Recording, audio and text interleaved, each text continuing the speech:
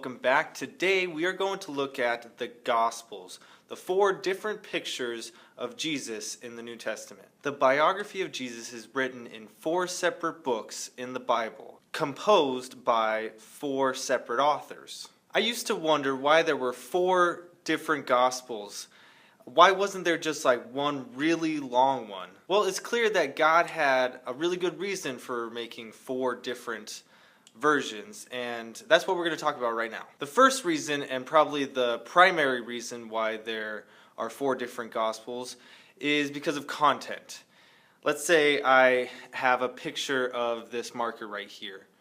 And if I only had one picture, then you could only see this one side.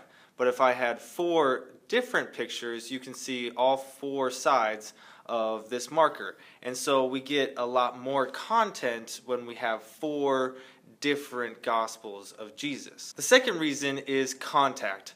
All of the writers of the Gospels were trying to contact different people groups. So, for example, Matthew was trying to contact Jews, where Mark was trying to contact Romans, Luke was trying to contact the Greeks, and then John's is more written to a universal church. And so each writer had a different kind of reader in mind. Number 3, clarity.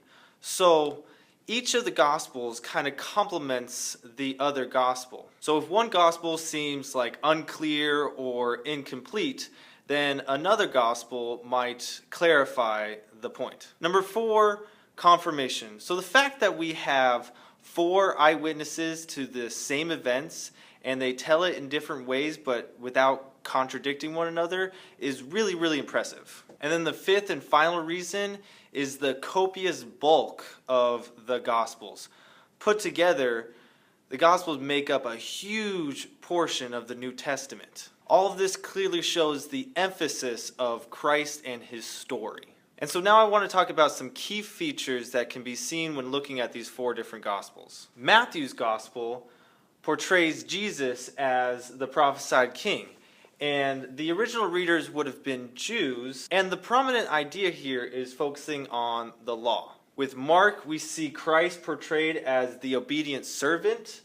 The original readers would have been Romans, and some prominent ideas were power. And in Luke, we see Jesus portrayed as the perfect man.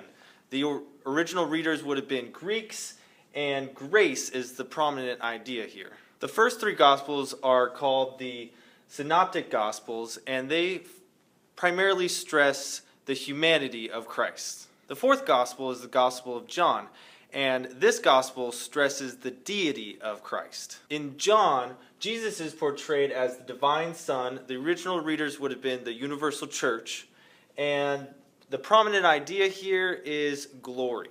Okay, so now we get to the activity for today. What we're going to do is we're going to look at the portrait of Jesus at the end of each of the Gospels, look for key terms and phrases, and do a general study of the pictures of Christ. I really feel like if you do this exercise, you're going to find it interesting and very fruitful. So have fun and enjoy.